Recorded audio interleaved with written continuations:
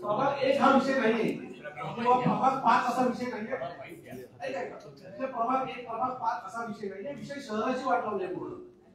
तुम्ही प्रत्येक जणांना माझी तुम्हाला सगळ्यांना विनंती आहे की माझा प्रभाग असं करू नका. अख्खा शहर उद्ध्वस्त केला या लोकांनी. आपल्याला शहरावर पहिला बोलावं लागेल.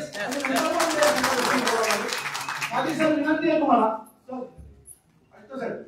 माझी तुम्हाला विनंती आहे की हरकतीच्या बाबतीत झालं असं की तुम्ही गणपती येता आम्हाला हरकती घ्यायला सांगितलं आणि गणपती जाता लगेच सुनावणीला आला.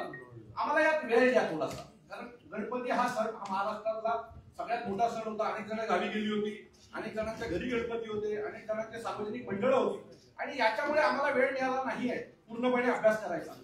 सो या ज्या हरकती आहेत त्याच्यासाठी आम्हाला तुम्ही आम्हाला पुढची वेळ द्यावी जेणेकरून पूर्ण अभ्यास करून पुन्हा आम्ही येऊ. जसं तुमच्या अडचणी आहेत, मुख्य रस्ते नाही आहेत, मुख्य नाले नाही आहेत, या सगळ्यांचा अभ्यास करून आम्हाला येऊ द्या. एक वेळ पुढची आम्हाला मिळावी ही आमची सगळ्यांचीच म्हणजे जे प्रमुख 5 पक्ष बसले आमच्या 5ही पक्षाची विनंती आहे. आमची येऊ दे काय प्रॉब्लेम पुन्हा वॉर्डावाईज काय राहतो शहराचा.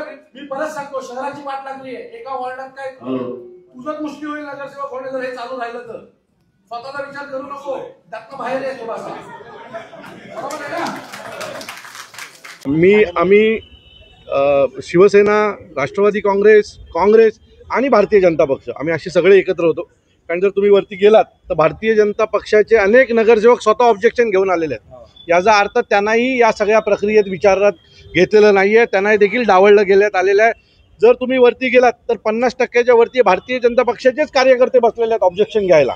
सो आमच्याबरोबर त्यांच्यावर देखील अन्याय झालेला आहे आणि सत्ता त्यांचे असताना, मुख्यमंत्री त्यांचे असताना जर अशा प्रकारे भारतीय जनता पक्षाच्या पदाधिकाऱ्यांचे हाल झालेले असतील तर भविष्य काळात बघूया कसं काय होतं ते. मुंबईत बैठकीला सुरुवात झालेली आहे, मात्र ठाण्यामध्ये अशा प्रकारचं काही चित्र दिसून येईल की मनसे आणि मला असं वाटतं की आज आम्ही दोघं एकत्र आहोत.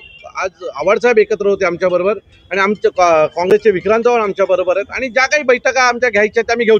त्याच्यासोबतच जर आम्ही ज्या काही गोष्टी बोलतोय त्याच्या बाबतीत जर योग्य तो निर्णय नाही झाला तर आम्ही सर्व पक्षीय एक जोरदार मोर्चा या ठाण्यावर काढू आणि भविष्यात ठाण्याने कधीही असा मोर्चा पाहिला नाही असा मोर्चा आम्ही या ठाण्याला दाखवू, या सत्ताधाऱ्यांना दाखवू आणि संपूर्ण ठाणे एकत्र आलेलं आहे अशी एक भावना तुम्हाला भविष्यात दिसेल. सत्ताधाऱ्यांना जे आता वाटतंय की आम्हाला विरोध करणारे कोण नाहीत, तर तुम्हाला विरोध करणारे तुमचे बाप या ठाण्यात आहेत हे दाखवल्याशिवाय आम्ही राहणार नाही.